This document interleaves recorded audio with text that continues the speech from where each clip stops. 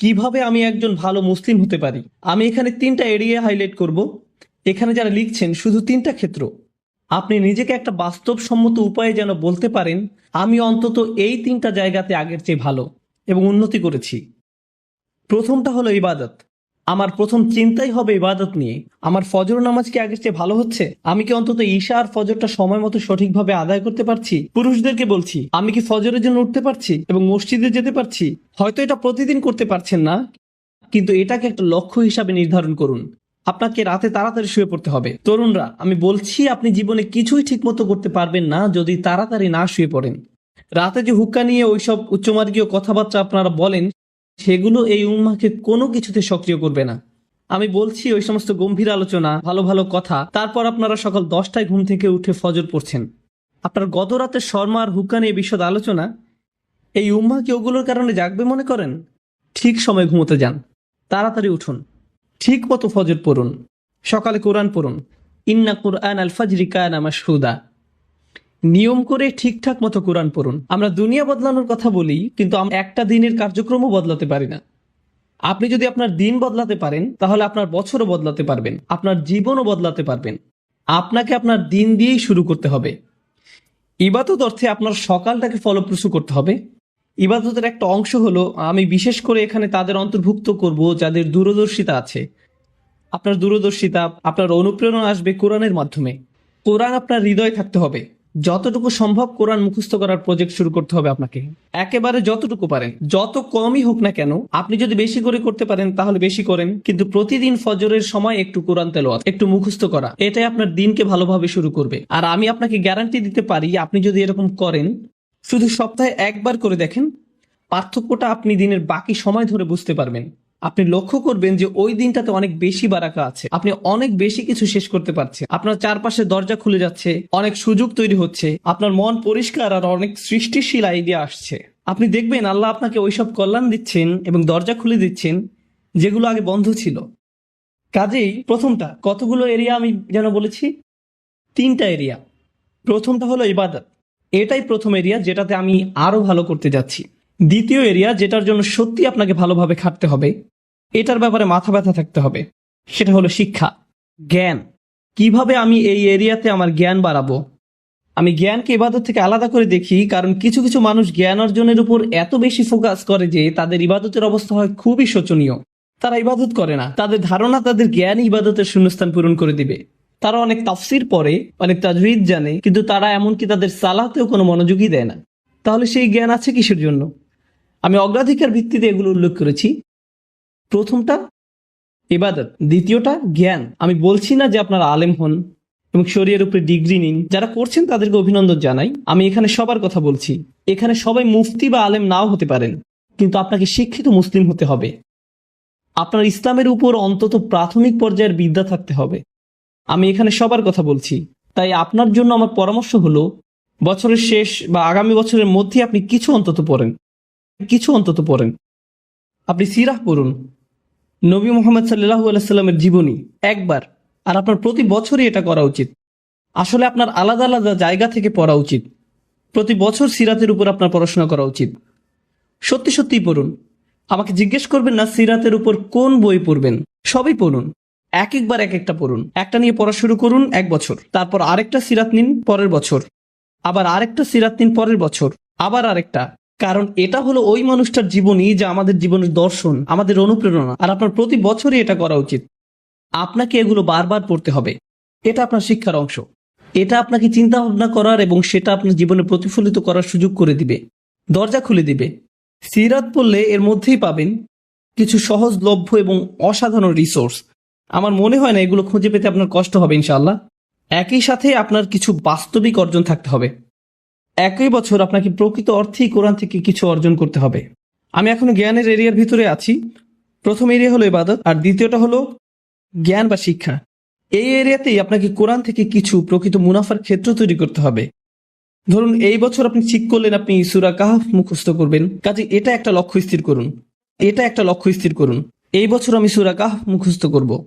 তার মানে হলো আমি এই সূরা মুখস্থ করব, এর অনুবাদ পড়ব, এর তাফসীর পড়ব, এটার শব্দগুলোর অর্থ বুঝব, সূরা কাহফের উপর লেকচারগুলো, প্রবন্ধ, পেপার যাই পাওয়া যায় তার সবই নিব, সবই শেষ করব। আমার জন্য এটাই সূরা কাহফের বছর। পরের বছর হতে পারে সূরা আর রহমানের বছর, তার পরের বছর সূরা বাকারার বছর, কয়েকটা সূরা হতে পারে একই বছরে, কিন্তু প্রতি বছরই আপনি কোরআনের মধ্যে থেকে কিছু না কিছু লাভ করুন। এটা বাস্তব। এটা বলবেন না আমি কোরআন পড়েছি, এটা করবেন না যে কোনো একটা প্যাসেজ নিয়ে পড়া শুরু করলেন। একটা সূরা বা কয়েকটা সূরা নিন, সেগুলোতে ফোকাস করুন। মুসলিম যুবকদের জন্য আমার সবচেয়ে বড় সমালোচনা হলো যে তারা ফোকাস করে না, একটা বিষয়ের উপর ফোকাস করেন। এটা ভালোভাবে বুঝেন। পরে যখন আপনি দেখবেন, আপনি বলবেন আলহামদুলিল্লাহ, এই বছর আমি আরো একটা সূরা মুখস্থ করেছি, আরো 2টা সূরা মুখস্থ করেছি, আরো 3টা সূরা মুখস্থ করেছি। আর যখন আপনি কোনো একটা সূরা পড়েন, শুধু এটার অর্থ মুখস্থ করবেন না। কোনো ছাত্র আমাকে এসে জিজ্ঞেস করে, আপনার ধারণা কোনটা বেশি গুরুত্বপূর্ণ, কোরআন বোঝা নাকি মুখস্থ করা? আমি বলি, কিভাবে আপনি ভাবেন যে এই দুটো আলাদা? কেন এরকম মনে করেন? আপনি জানেন কেন আমরা কোরআন মুখস্থ করি? যেন আমরা বারবার সেটা বলি। আর যখন আপনি কিছু বারবার বলতে থাকেন, তখন সেটা নিয়ে আরো বেশি চিন্তা করার এবং সেটা আপনার কাজে প্রতিফলিত করার ব্যবস্থা করে দেন আল্লাহ। যখন আপনি কোনো কিছু 10 বার বলতে থাকেন, তখন আপনি এমন কিছু লক্ষ্য করেন যা আপনি 9 বার বলার সময় করেননি। আল্লাহ আরো অনেক দরজা খুলে দেন। আল্লাহে কোরআনের জন্য এটা খুবই সত্য। যত বেশি আপনি পড়বেন তত বেশি বুঝবেন, আর যত কম পড়বেন তত কম বুঝবেন। এটা অন্য কোনো বইয়ের মতো না। কোরআন বোঝার ভিত্তি হলো কোরআন মুখস্থ করা। আল্লাহ আরো অনেক দরজা খুলে দেন। আল্লাহে কোরআনের জন্য এটা খুবই সত্য। কাজেই যে সূরা আপনি পড়তে ও বুঝতে চাচ্ছেন, ভালো হয় সেটা মুখস্থ করে ফেললে। এই দুটো সবার আগে। তো আমি সিরাত নিয়ে বললাম আর কোরআন নিয়ে বললাম। এবার ইলেকটিভ বা নির্বাচক। ধরেন এটা আপনাদের জন্য এই বছরের ইসলামিক সেমিস্টার। এই সেমিস্টারে ঐচ্ছিক কাজে যুক্ত করেন। অন্তত 3 থেকে 4টা দোয়া আপনি পড়লেন, মুখস্থ করলেন, আর সেগুলো আপনার দিনের একটা অংশ হয়ে গেল।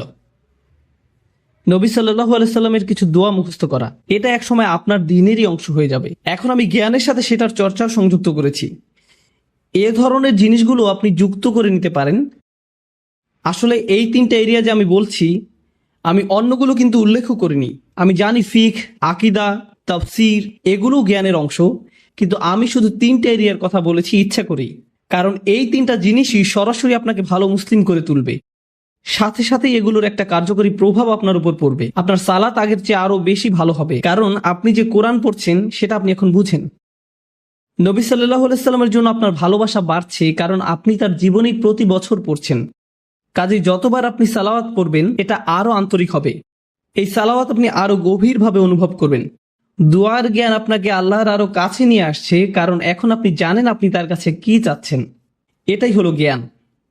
তো প্রথমটা ছিল ইবাদত, আর দ্বিতীয়টা হলো জ্ঞান। আশা করি আপনারা দেখেছেন কিভাবে আমি এই দুটোকে একীভূত করলাম। যদিও আমি প্রত্যেকটাকে আলাদা রেখেছি, একটা অন্যটাকে সাহায্য করেছে। আপনার জ্ঞান যদি আপনার ইবাদতকে সাহায্য না করে, আমি জানি না সেটা আসলে সত্যিকারের জ্ঞান কিনা। আমি জানি না দিনের ব্যাপারে এটা আসলে সত্যিকারের জ্ঞান কিনা। এরপর আছে তৃতীয় এরিয়া, এটা হলো সার্ভিস বা সেবা। ওইখানে আপনাকে বুঝতে হবে, কিছু সময় ঠিক করে নিতে হবে। সপ্তাহে 1 দিন, হয়তো সাপ্তাহিক ছুটির দিন, কিংবা মাসে 1 বার আপনাকে কিছু সেবামূলক কাজ করতে হবে। মানে মানুষকে সাহায্য করা। তার মানে এই না যে আপনাকে এটা ইসলামিক ব্যানারের মধ্যেই করতে হবে।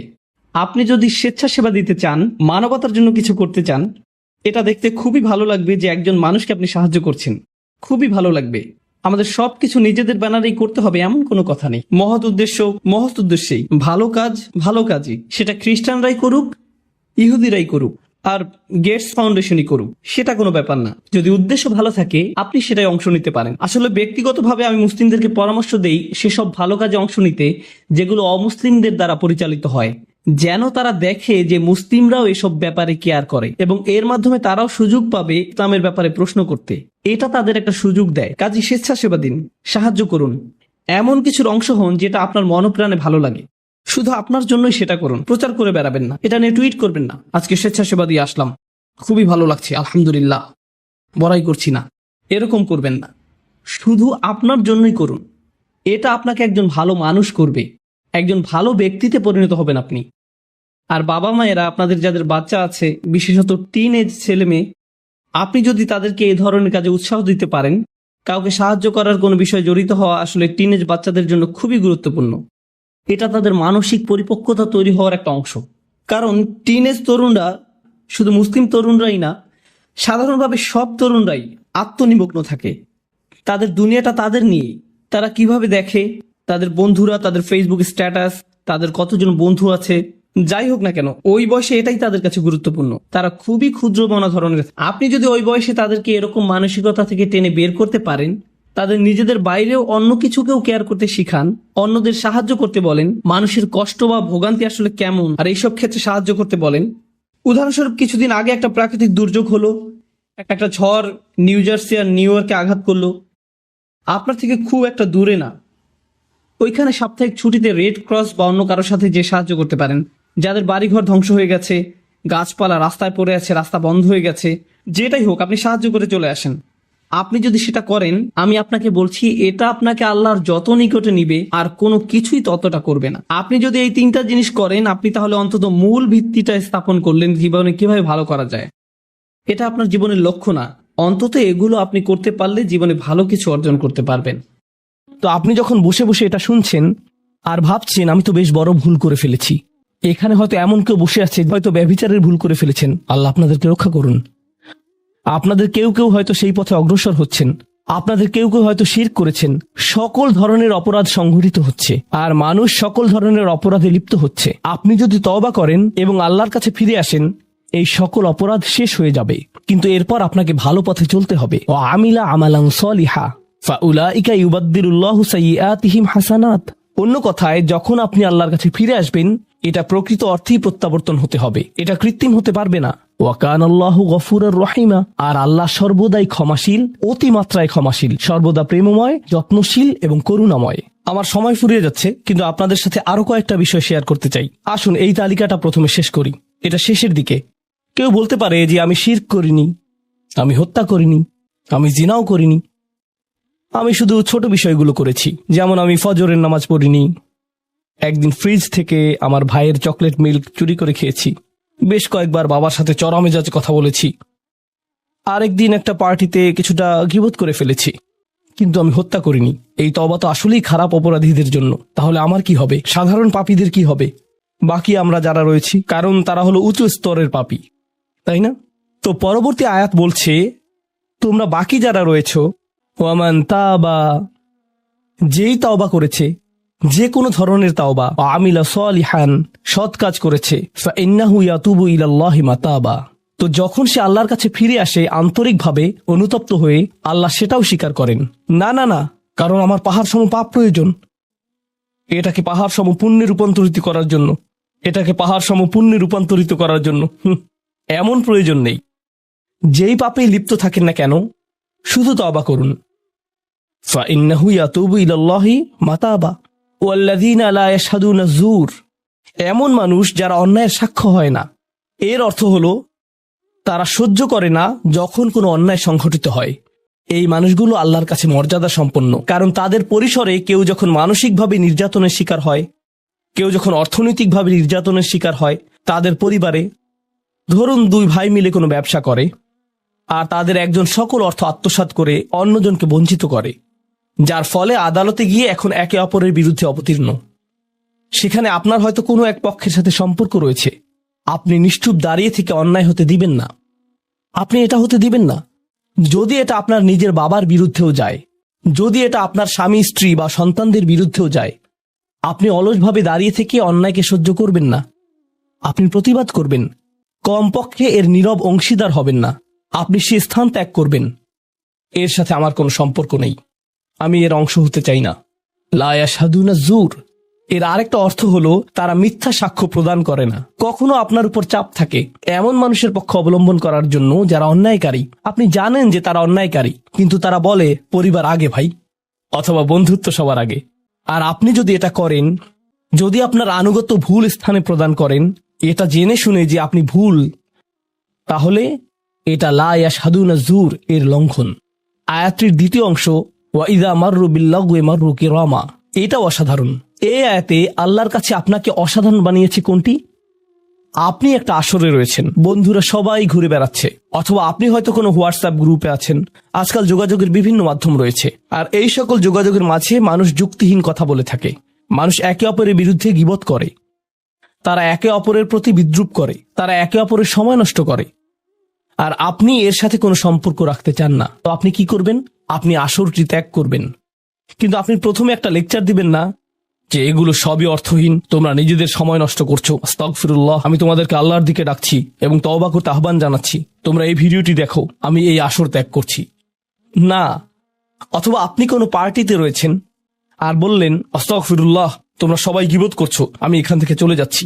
ওয়া ইযা মাররু বিল্লাগwi মাররু কিরামা। যখন তারা এই ধরনের আসরের পাশ দিয়ে যায়, যখন তারা এই ধরনের পরিস্থিতির সম্মুখীন হয়, তারা সেখান থেকে বেরিয়ে আসে সম্মানজনক উপায়ে, মাররু কিরামা।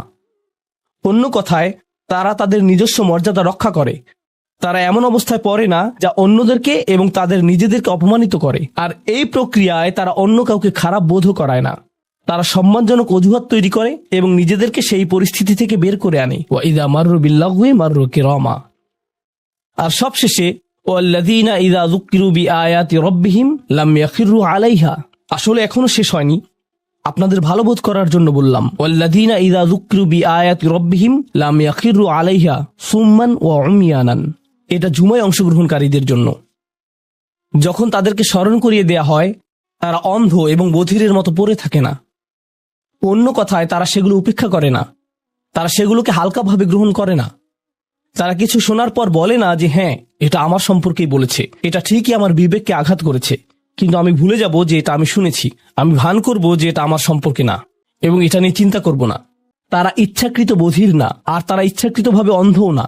সেই স্মরণিকার প্রতি যা তাদেরকে প্রদান করা হয়েছে, এটা ছিল আপনার সম্পর্কে, এটা ছিল আপনার কার্যকলাপ সম্পর্কে, আপনার উদ্দেশ্য সম্পর্কে। আর এখন আপনি এটা আর নিতে পারছেন না, কারণ আপনি পরিবর্তিত হতে চান না। বাল ইউরিদুল ইনসানু লিয়াফজুরা আমামাহ। মানবজাতি শুধু তার সামনে যা রয়েছে তাতে নিমজ্জিত হয়ে যেতে চায়। প্রলোভনগুলো এতটাই মজবুত। আর কোরআন উলিন নুহা সম্পর্কে বলছে, তারা এমন মানুষ যারা নিজেদেরকে সংযত করতে পারে। আপনাকে স্মরণ করিয়ে দেয়া হচ্ছে নিজেকে সংযত করার জন্য, আর আপনি বলছেন আমি সংযত হতে চাই না, আমি এই অবস্থাতেই ভালো আছি। আমি ইতিমধ্যেই কাজটি করার দিন, তারিখ এবং স্থান নির্ধারণ করে ফেলেছি এবং টিকিটও করে ফেলেছি। এরপর এই খুতবাটি আমার মুড নষ্ট করে দিল। তো আমি এখন একটা বার্গার খাবো এবং খুতবায় যা শুনেছি তা নিয়ে চিন্তা করব না। তারপর সেখানে যাব যেখানে আমি যেতে চেয়েছিলাম। খুতবাটা বেশ দেরিতে শোনা হয়েছে। সেই মানুষেরা এমনটা করে না। যখন কোনো স্মরণিকা শ্রবণ করে, নিজেদের উপর এর প্রভাব পড়তে দেয়। তারা এটাকে পরিবর্তন ঘটানোর সুযোগ দেয়। এটাই তাদেরকে আল্লাহর কাছে বিশেষ মানুষে পরিণত করে। প্রসঙ্গক্রমে, কখনো কখনো আপনার ভিতরে ঘটে যাওয়া সেই পরিবর্তন অন্য কেউ দেখে না, অন্য কেউ জানে না সেই পাপ সম্পর্কে যার দিকে আপনি অগ্রসর হচ্ছিলেন। সেটা শুধুই আপনি এবং আল্লাহর মাঝে সীমাবদ্ধ। আর আল্লাহ আপনাকে তার ইবাদ হিসেবে গণ্য করেন, কারণ আপনি সেই পরিবর্তন ঘটিয়েছেন। তো এখন যেহেতু আমরা সমাপ্তির দিকে যাচ্ছি, এটাই এখানে বর্ণিত শেষ গুণ। এই মানুষেরা শুধুমাত্র নিজেদের নিয়ে উদ্বিগ্ন না, বরং তারা তাদের পরিবার নিয়ে উদ্বিগ্ন। ওয়াল্লাযীনা ইয়াকুলুনা রব্বানা হাব লানা মিন আজওয়াজিনা ওয়া যুররিয়াতিনা কুররাতা আয়ুনিন। হে প্রভু, আমাদের স্ত্রী এবং আমাদের সন্তানদের দ্বারা আমাদেরকে চক্ষুর শীতলতা দান করুন। যার অর্থ দুইটি জিনিস। আমি জটিলতা পরিহার করে আপনাদেরকে সরলভাবে কুররাতা আয়ুনিন এর অর্থ বুঝিয়ে বলছি। প্রথম অর্থ হলো, ইয়া আল্লাহ, অন্য সকল কিছু আমাকে পীড়িত করে, অন্য সকল কিছু আমাকে অসুবিধায় ফেলে, কিন্তু যখন আমি আমার স্ত্রীর কাছে আসি এবং আমার সন্তানদের কাছে আসি, ইয়া আল্লাহ, এই স্থানটিকে আমার জন্য প্রশান্তিদায়ক করে দিন। আমার সকল অসুবিধা দূর হয়ে যায় যখন আমি আমার স্ত্রীর দিকে তাকাই। আমার সকল অসুবিধা দূর হয়ে যায় যখন আমি আমার সন্তানদের সাথে থাকি। ইয়া আল্লাহ, আমার স্ত্রী এবং আমার সন্তানদের মাঝে এটা প্রদান করুন, অথবা আমার স্বামী এবং আমার সন্তানদের মাঝে এটা প্রদান করুন। কুররা শব্দটির দ্বিতীয় অর্থটি এসেছে করার থেকে। করার অর্থ যখন আপনার চোখ কোথাও আটকে যায়। ইয়া আল্লাহ, আমার স্ত্রীর প্রতি আমার ভালোবাসা এতটাই সৃষ্টি করে দিন যাতে আমি তার উপর থেকে চোখ ফিরাতে না পারি। ইয়া আল্লাহ, আমার সন্তানদের নিয়ে আমাকে এতটাই আনন্দিত করে দিন এবং এতটাই ভালোবাসাপূর্ণ করে দিন যাতে আমি তাদেরকে অন্যদের সাথে তুলনা না করি। আমার যা রয়েছে তা নিয়ে আমি সুখী। তারা খারাপ বোধ করুক, এটা আমি চাই না। আমি তাদের অর্জনের স্বীকৃতি প্রদান করি। আমাকে সেই সামর্থ্য দান করুন যাতে স্ত্রী এবং সন্তানদের মাঝে কুররাতু আয়ুন খুঁজে পাই। আমাকে একটি মজবুত পরিবার দান করুন এবং আমাকে আমার পরিবারের প্রতি সন্তুষ্ট করে দিন। আপনাদের অনেকের জন্য একমাত্র দুশ্চিন্তার বিষয় হলো স্ত্রী এবং সন্তান। এই দোয়া অনুযায়ী দুশ্চিন্তার একমাত্র উপশমকারী হওয়া উচিত স্ত্রী এবং সন্তান। আর আপনি নিজে চেষ্টা না করে শুধু আল্লাহর কাছে কিছু চাইতে পারেন না, কারণ আল্লাহ বিশেষ কোনো বৃষ্টি আপনার পরিবারের উপর বর্ষণ করবেন না যার ফলে আকস্মিকভাবে আপনি আপনার স্ত্রীকে ভালোবাসতে শুরু করবেন। এর জন্য চেষ্টা করতে হবে। আপনার সন্তানদের সাথে সম্পর্ক উন্নয়নের জন্য আপনাকে চেষ্টা করতে হবে। এটা রাতারাতি ঘটবে না। এটা এমন জিনিস যাতে আপনাকে এবং আমাকে বিনিয়োগ করতে হবে। তো আল্লাহ আমাদেরকে সামর্থ্য দান করুন যাতে আমরা শুধুমাত্র মুখে এই দোয়া করে ক্ষান্ত না হই, বরং দোয়াটি যাতে বাস্তবায়িতও করতে পারি। কারণ আল্লাহ প্রচেষ্টার বিষয়ে জিজ্ঞেস করবেন। এমনকি সেই বিখ্যাত দোয়াটির শেষেও এটা এসেছে, রব্বানা আতিনা ফিদ দুনিয়া হাসানা ওয়া ফিল আখিরাতি হাসানা ওয়া কিনা আযাবান নার। বিখ্যাত একটি দোয়া, তাই না? আমাদেরকে এই জীবনের সর্বোচ্চটা দান করুন, পরের জীবনেরও সর্বোচ্চটা দান করুন, আমাদেরকে জাহান্নামের শাস্তি থেকে রক্ষা করুন। এরপরে আল্লাহ কি বলছেন? উলাইকা লাহুম নাসিবুম মিম্মা কাসাবু। তারা ততটুকু অংশই পাবে যা তারা অর্জন করেছে। আপনি শুধু দোয়া করবেন আর তা কাজ করবে তেমনটা না। আপনাকে অর্জন করতে হবে, আপনার চেষ্টাকে কাজে লাগাতে হবে। তো আপনি যখন আপনার পরিবার নিয়ে উদ্বিগ্ন থাকবেন, তখনই আপনি পরিবারে প্রশান্তি প্রদানের জন্য আল্লাহর কাছে চাইবেন। আর প্রসঙ্গক্রমে এটা দিয়ে কি বোঝায়? যে সকল স্বামীরা যারা লন্ডন শহরে রাত 2টা-3টা পর্যন্ত সীসা বারে সময় কাটান, কিন্তু বাড়িতে তাদের স্ত্রীদের কাছে যান না, কারণ তারা তাদের স্ত্রীদের মাঝে কোনো প্রশান্তি খুঁজে পান না। আর তাদের স্ত্রীরা তারাও তাদের স্বামীদের মাঝে কোনো প্রশান্তি খুঁজে পান না। যখন তারা বলবেন, না ভাই আমাকে বাড়ি যেতে হবে, তখন তারা আল্লাহর কাছে বিশেষ মর্যাদা সম্পন্ন হয়ে উঠবেন। যখন তারা সন্তানদের সাথে সময় ব্যয় করবেন, সন্তানদের থেকে তাদের চোখ সরে যায় না। আর যেহেতু আপনার চোখ তাদের থেকে সরছে না, এর অর্থ আপনি আসলে তাদের সাথে রয়েছেন। এর অর্থ আপনি আসলে সন্তানদের সাথে সময় ব্যয় করছেন এবং সেটা উপভোগ করছেন। এই বিষয়টি আপনাকে আল্লাহর কাছে বিশেষ মর্যাদা সম্পন্ন করে তুলেছে। তাদের জন্যই উলাইকা ইউজজাউনাল গুরফাতা বিমা সাবারু। আর আমাদেরকে মুত্তাকিনদের নেতা হিসেবে কবুল করুন, সৎকর্মশীলদের নেতা হিসেবে কবুল করুন। আমাদের সন্তানদেরকে ভালো সৎকর্মশীল জীবন দান করুন, যার ফলে যখন আমি আপনার সম্মুখে দাঁড়াবো, ইয়া আল্লাহ, আমার পরিবারের সদস্যদের কাজের কারণে আমার সৎকর্মের পরিমাণ শুধু বৃদ্ধিই পাবে। এখন এই সব কিছুর পরে উলাইকা ইউজজাউনাল গুরফাতা বিমা সাবারু, এই মানুষদেরকে প্রদান করা হবে সুউচ্চ প্রাসাদ, তারা যে ধৈর্য প্রদর্শন করেছে তার প্রতিদান স্বরূপ। লক্ষ্য করুন, এখানে আল্লাহ বলছেন তারা যে ধৈর্য প্রদর্শন করেছে তার প্রতিদান স্বরূপ। আপনি যদি এই তালিকার প্রথমে যান, যারা তাদের জিহ্বা সংযত করে, যখন মূর্খ লোকেরা তাদের সাথে কথা বলে তারা বিনয়ী, তারা জিহ্বা সংযত করে, যারা আল্লাহ ছাড়া অন্য কারো ইবাদত করে না, যারা আল্লাহর ইবাদত করে রাতের গভীরে, এই তালিকাটি যা আমরা আলোচনা করলাম, তাদের প্রত্যেকেরই প্রয়োজন অধ্যাবসায়, মজবুতি, দৃঢ়তা এবং প্রতিজ্ঞা। আর সবর শব্দটি দিয়ে এটাই বোঝায়। এই মানুষগুলো পুরস্কৃত হবেন তারা যে দৃঢ় প্রতিজ্ঞা দেখিয়েছেন তার জন্য। তারা এর জন্য প্রতিজ্ঞাবদ্ধ ছিলেন। ওয়ায়ুলাক্কাউনা ফিহা তাহিয়াতান ওয়া সালামা, তাদেরকে সেখানে অভ্যর্থনা করা হবে অভিবাদন ও সালাম সহকারে। আল্লাহ তাদের জন্য অভিবাদন প্রেরণ করবেন। আল্লাহ শুধুমাত্র তাদেরকে ভালোবাসবেন না, বরং তিনি তাদেরকে এখন সম্মানিতও করছেন। এরা হলেন আল্লাহ কর্তৃক বিশেষ পুরস্কার প্রাপ্ত। খালিদিনা ফিহা হাসুনাত মুস্তাকাররা ওয়া মুকামা, তারা অবিশ্বাস্য সেই সম্মানের মাঝে এবং সেই সুউচ্চ প্রাসাদের মাঝে চিরকাল থাকবেন। কি চমৎকার স্থান, স্বল্পকালীন এবং চিরকালীন অবস্থানের জন্য। তো আল্লাহ এটাকে জাহান্নামের সাথে তুলনা করেছেন, তাই না? জাহান্নামীরা বলবে, আমি এখানে স্বল্পকালের জন্যও থাকতে চাই না, চিরকালের জন্যও থাকতে চাই না। আল্লাহ বলেছেন, জান্নাতের স্বাদ যদি তুমি সামান্য পরিমাণেও পাও, তুমি এটা আকাঙ্ক্ষা করবে, তুমি এটা চিরকালের জন্য চাইবে। আল্লাহ আমাদের সকলকে চিরকালের জন্য জান্নাতে প্রবেশ করান। আমরা সর্বশেষ আয়াতে এসেছি। আমি জানি যে আমি অতিরিক্ত সময় নিয়েছি, প্রশ্ন উত্তরের জন্য আপনাদের কিছুটা সময় আমার দেওয়া উচিত। আমার আর 4-5 মিনিট প্রয়োজন। শেষের এই আয়াতটি গভীর তাৎপর্যপূর্ণ। এই সূরাটির শেষ আয়াত, এটা এই অনুচ্ছেদটিরও শেষ আয়াত। এই তালিকা যা আপনাকে বিশেষ মর্যাদা সম্পন্ন করবে তার সাথে এর কোনো সম্পর্ক নেই। আয়াতটি কুরাইশ এবং গোটা মানব জাতিকে উদ্দেশ্য করে বলা হয়েছে। আর রাসূলকে বলা হলো যে কিভাবে সৃষ্টিকর্তার নৈকট্য অর্জন করা যাবে। এই তালিকা যেহেতু এখন প্রদান করা হলো, তাহলে আর সমস্যা কোথায়? কুল মা ইয়াবাউ বিকুম রাব্বি লাউলা দুআউকুম ফাকাদ কাযাবতুম ফাসাউফা ইয়াকুনু লিজামা। এই আয়াতটিকে ব্যাখ্যা করার বেশ কয়েকটি দৃষ্টিভঙ্গি রয়েছে। আমি সরলভাবে এর কয়েকটি আপনাদের সাথে শেয়ার করতে চাই। সময় স্বল্পতার কারণে আমি ভাষাতাত্ত্বিক আলোচনায় যাব না। আমি শুধু অন্তর্নিহিত অর্থগুলোর সহজ বাংলা বর্ণনা করব। আল্লাহ একদিকে বলছেন, আল্লাহর সম্মুখে তোমাদের কি গুরুত্ব আছে, আল্লাহর সামনে তোমাদের কি মূল্য আছে, তোমরা কি মনে করো, তোমরা যখন আল্লাহর সামনে উপস্থিত হবে কি মূল্য তোমাদের থাকবে। মানব জাতি হিসেবে তোমাদের একটা মর্যাদা দেয়া হয়েছে যা অন্য কাউকে দেয়া হয়নি। দুআউকুম, তোমরা নিজেদের ইচ্ছায় আল্লাহকে ডাকতে পারো। আল্লাহকে ডাকতে হলে তোমাদের নিজস্ব ইচ্ছা শক্তিকে প্রয়োগ করতে হয়। পাহাড়, গাছ, পাখি, তাদের কোনো নিজস্ব ইচ্ছা নেই, তারা আল্লাহকে ডাকতে বাধ্য। ওয়া ইম মিন শাইইন ইল্লা ইউসাব্বিহু বিহামদিহি ওয়ালাকিন লা তাফকাহুনা তাসবিহাহুম। তোমরা আল্লাহর কাছে মূল্যবান যদি একটি জিনিস না থাকে, আর তা হলো তোমাদেরকে বাছাই করা হয়েছে তাকে ডাকার জন্য, কিন্তু তোমরা সেই দায়িত্বকে পরিত্যাগ করেছো। ফাকাদ কাযযাবতুম, আল্লাহকে ডাকার এই আমন্ত্রণকে তোমরা মিথ্যা সাব্যস্ত করেছো। ফাসাউফা ইয়াকুনু লিজামা, এই শাস্তি তোমাদেরকে পরিত্যাগ করবে না। এটা হবে এমন জিনিস যা থেকে তোমরা মুক্ত হতে পারবে না। এটা প্রথম অর্থ।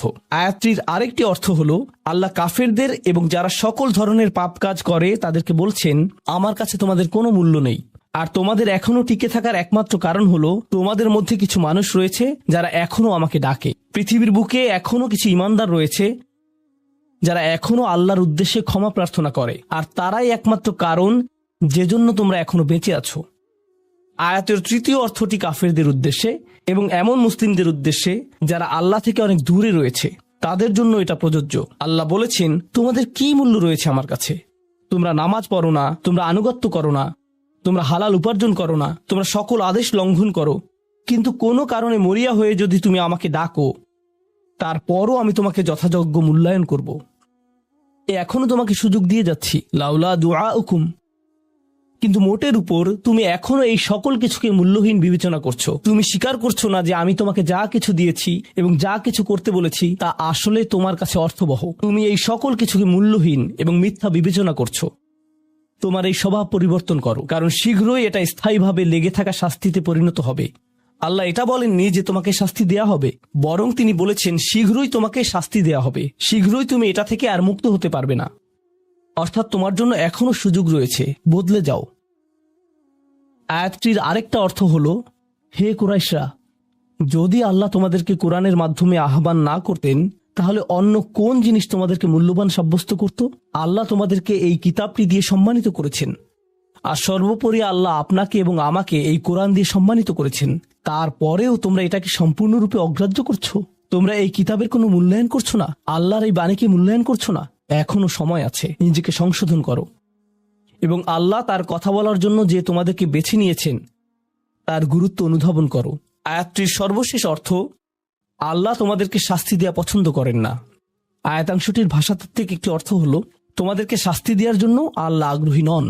তার কোনো উদ্দেশ্য এবং আকাঙ্ক্ষা নেই তোমাদেরকে শাস্তি দেওয়ার, কিন্তু আল্লাহ ছাড়া অন্য কাউকে ডাকার যে অপরাধ তোমরা সংঘটিত করেছো তা এতই বড় যে এর জন্য